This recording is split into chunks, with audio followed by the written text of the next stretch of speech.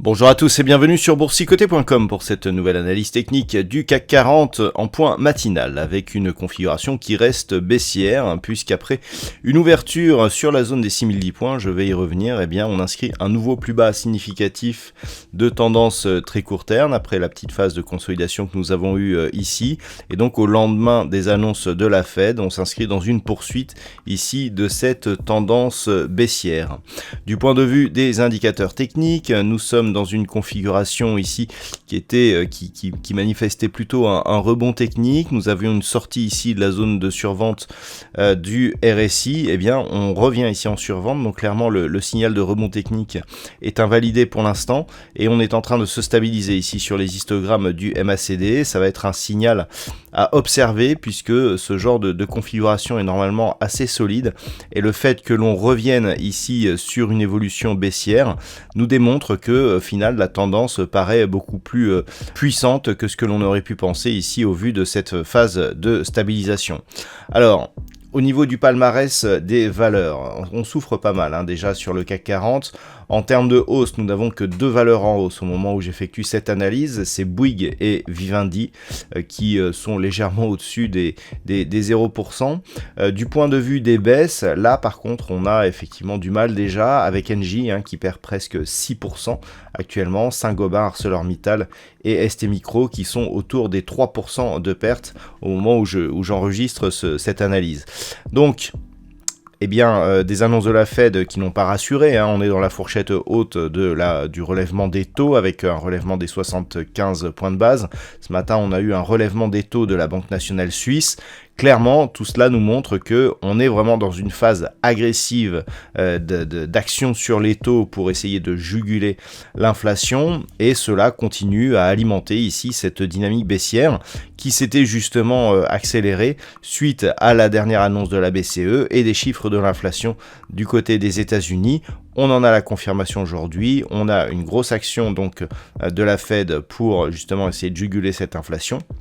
Et les marchés s'inquiètent encore sur d'éventuelles mesures à suivre. La Fed n'a pas rassuré hier puisque elle a déjà donné une perspective pour les hausses de taux prochaines et on peut s'attendre à ce que ça continue.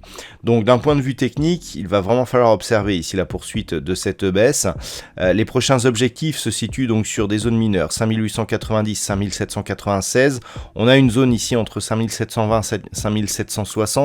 Cette zone, elle correspond au point bas que nous avions eu ici juste après le début du conflit en Ukraine. On a ici le 24 février, on avait cassé ici, et puis on avait cassé ici sur cette zone, on avait rebondi et ensuite on avait accéléré jusqu'à cette zone ici avec un point bas donc sur cette bougie qui se situe à 5756 points.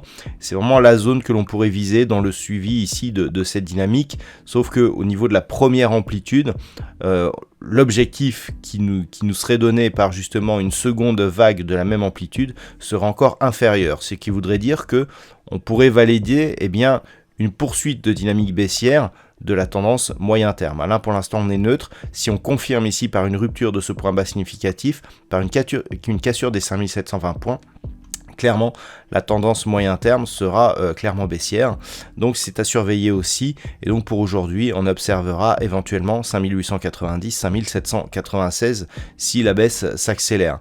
À la hausse, le rebond resterait technique tant que l'on ne dépasse pas ici 6100 points. Et encore, si on dépassait 6100, on a ici la moyenne mobile 20 exponentielle qui en cas de hausse ici reviendrait sur des niveaux un peu plus hauts, proche des 6160 points.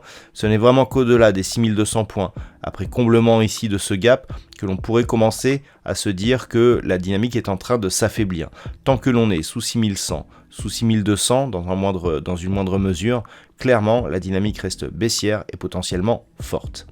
Voilà donc ce que l'on peut dire sur cette analyse technique du CAC 40 en point matinal. D'un point de vue macroéconomique, donc comme je vous l'ai déjà indiqué, Nous avons eu la BNS, donc la Banque nationale suisse, qui a fait passer ses taux d'intérêt de moins 0,75 à moins 0,25, donc une hausse de 50 points de base. Nous avons eu le PIB de la Nouvelle-Zélande cette nuit qui s'est révélé inférieur à ce qui était attendu. On a eu une variation du PIB négative, c'était pas du tout attendu.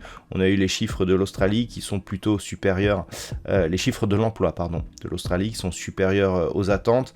Donc la BNS, nous aurons à 10h une conférence de presse de la Banque nationale suisse, et puis pas d'autres statistiques majeures ce matin. Par contre, cet après-midi, le programme sera assez dense.